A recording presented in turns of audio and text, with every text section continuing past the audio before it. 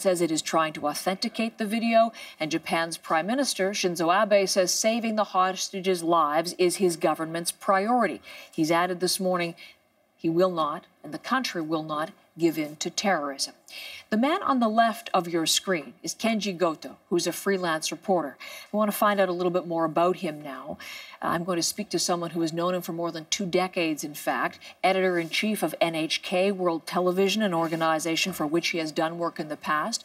Miki Ibarra joins me on the phone from Tokyo. Miki, good morning to you.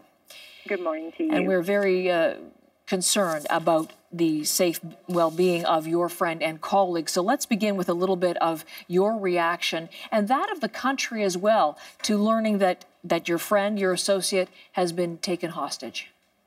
Yes, personally, I was very, very shocked to see Kenji Goto in that orange jumpsuit in the video that ISIS provided. But to me, it's to some extent it was a relief also because I knew that he went to cover the situation in Syria in October. He left Japan in October, late October, and his original plan, I think, was coming back within about a week or so. But before his plans return, he didn't come back and he went missing. So I knew that he was going missing for the last 3 months, and I didn't know whether he was alive or killed in the battlefield. Mm-hmm. And so this is the first time I see him alive in the picture, if it's genuine. Exactly. Well, obviously, Japanese authorities trying to authenticate that, and yet, although alive, in potentially some very dangerous hands. Your personal reaction as someone who know him, I'm wondering just more broadly with your Japanese viewership and the general reaction within the country to these 2 hostages. What has it been today?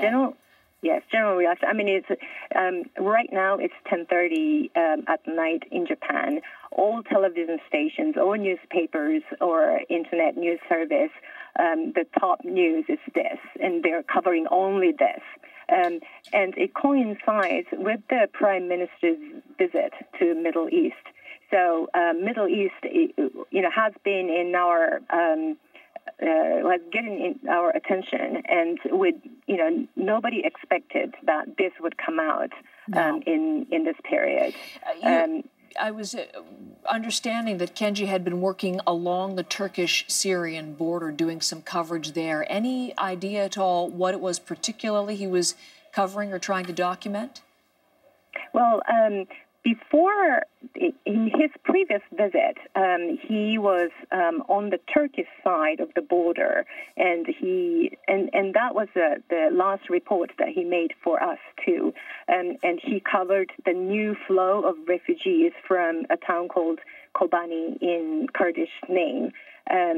Because of the attacks of ISIS, they tried to escape and coming into Turkish side. And so I'm sure he wanted to go back to follow the story because he told me that he knew Peshmerga, which is the armed group of the Kurds people. They were just about to attack back on ISIS.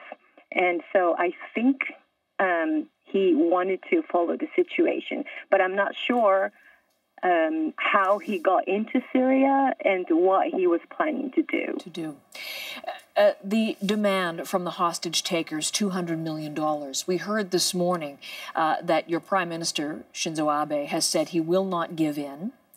And certainly there will be many Western nations that would hope that is the case, but we know in the past Japan has indeed met ransom demands. What do you think? Will he be likely to pay the money, or what will he do? I can't predict. I'm not really, I don't know what goes on in his mind. And because this is like the very first time Japanese journalists, 2 of them, were caught by ISIS. So I don't hear any debate in this society about whether ransom should be paid or not. I think people are really monitoring closely what is going on, what will happen. And I know everyone will hope that the 2 men will come back alive. But there is really not discussion here in this country whether the government should pay or not.